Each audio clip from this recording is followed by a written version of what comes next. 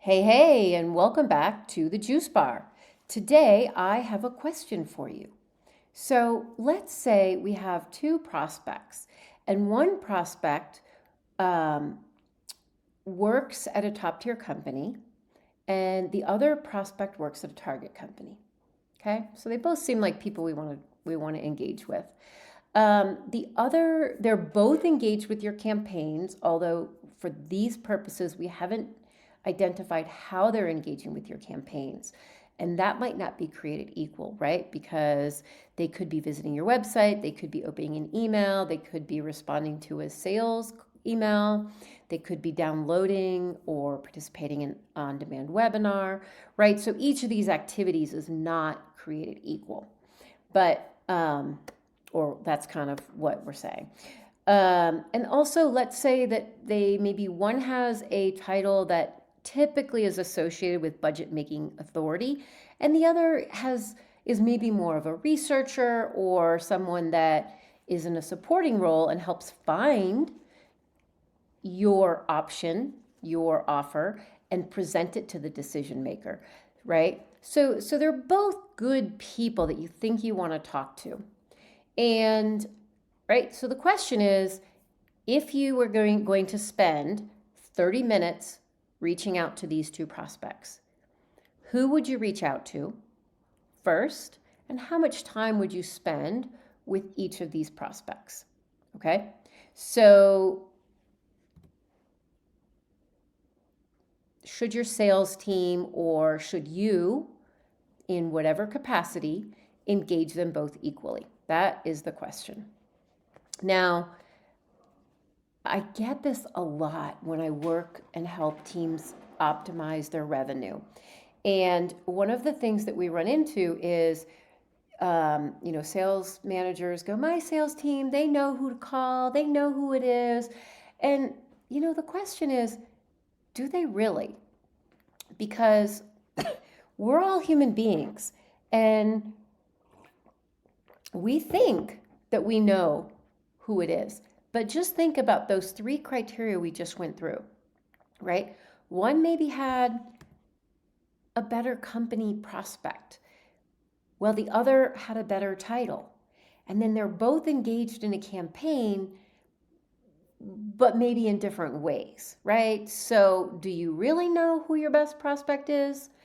So, this falls through a book that I've been reading called The One Thing by Gary Kellar. And one of the myths or the lies that he says gets in the way of people being successful and productive, right? Not checking things off the list, but delivering good, strong, solid outcomes. And the myth is all things are created equal, right? And so we've seen here they aren't, in fact, created equal. But the next piece of this is that scoring isn't just for leads.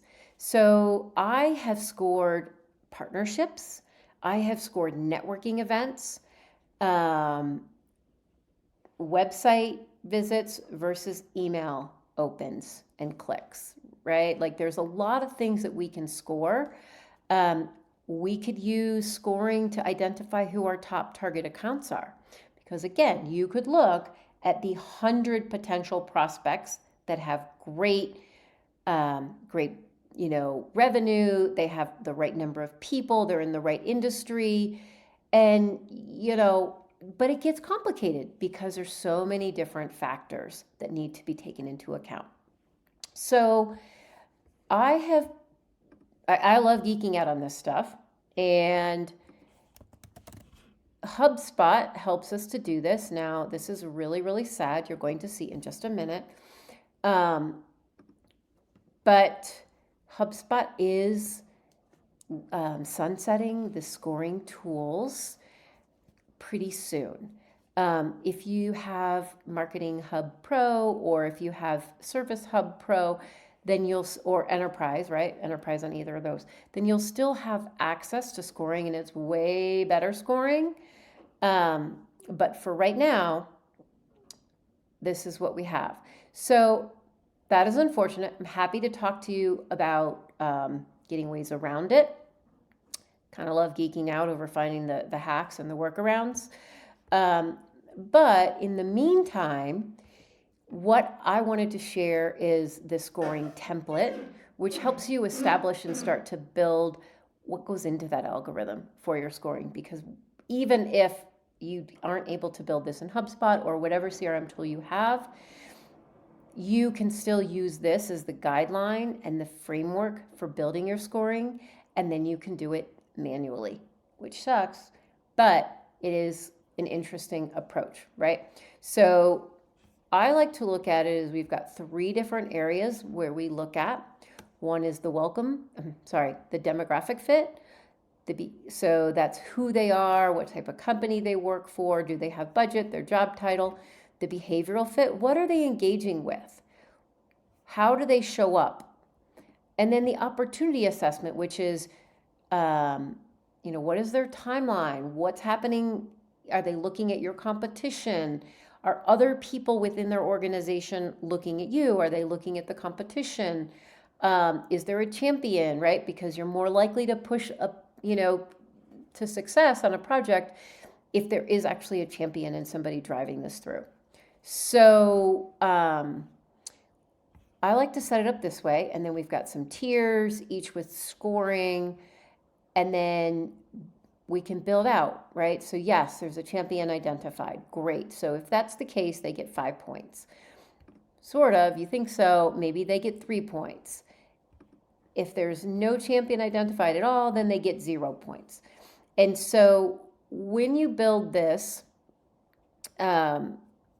system, and then there's a weighted score, right, which allows you to kind of apply it based on this, and then this, and then it adds it up as you go through, so that you end up with the score and then your weight.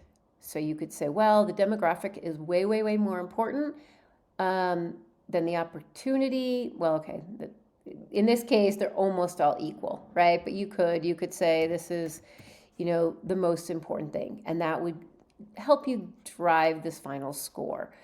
So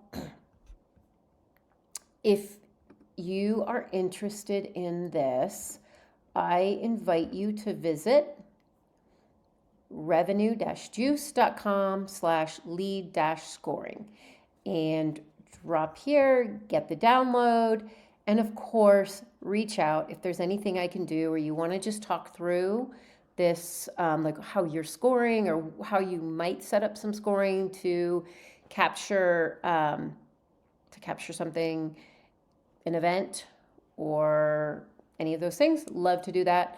Kind of a data geek, kind of a scoring geek. So I'd love to work with you on that. So that is all. Have an amazing day and see you soon.